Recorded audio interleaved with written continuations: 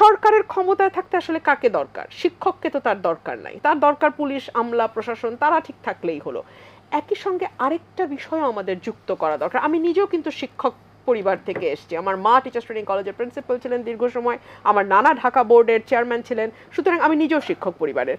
কিন্তু এই কথা তো অস্বীকার করার কোনো উপায় নাই যে এই শিক্ষকদেরই আমরা দেখেছি সরকারের সকল অন্যায্যতায় একদম গলা ফুলিয়ে সরকারের পাশে দাঁড়াতে। এই শিক্ষকদেরকেই তো আমরা দেখেছি একটু প্রমোশনের লোভে, ভিসি হওয়ার লোভে, কিংবা ডিপার্টমেন্টের হেড হওয়ার লোভে, কিংবা সরকারের সঙ্গে একটা সফর করার লোভে, কিংবা একটা পদকের লোভে তারা কি না করেছে। এই শিক্ষকদের তালিকা দেখেন তো, এরা কি একবারও কোনোদিন প্রশ্ন করেছে বাংলাদেশের গণতন্ত্রের অবস্থা কোথায়? এই শিক্ষকরা যারা ইকোনমিক্সের, তারা কি একবারও প্রশ্ন তুলেছে যে বাংলাদেশে আজকে অর্থনৈতিক যে ভয়াবহ সংকটের ভিতর দিয়ে আমরা যাচ্ছি তার কারণটি কি, তার মূলটি কোথায়?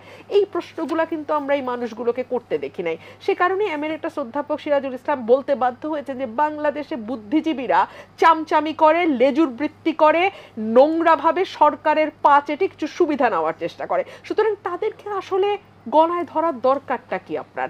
এক তো ভোটের জন্য তাদেরকে আপনার দরকার নাই, দুই হলো তারা এমন কোনো অর্থ সহযোগিতাও দলকে করতে পারবে না যেটা ব্যবসায়ীরা করতে পারে। তাহলে একটা শিক্ষকের মূল্য আসলে কোথায়? মূল্যটা হচ্ছে সেই শিক্ষক যদি সাদাকে সাদা কালোকে কালো বলার শক্তি রাখেন, তখন এক ধরনের নৈতিক শক্তি সেই শিক্ষক সমাজের মধ্যে তৈরি হয়, এক ধরনের সম্মানের জায়গা, এক ধরনের শ্রদ্ধার জায়গায় তারা অসীন হন। কিন্তু আপনি ঢুকছেন বিশ্ববিদ্যালয়ে আপনার দলীয় পরিচয় দিয়ে, আপনি ধীরে ধীরে প্রমোশন পেয়ে সকল কিছুই দলীয় পরিচয়ের মাধ্যমেই হচ্ছে।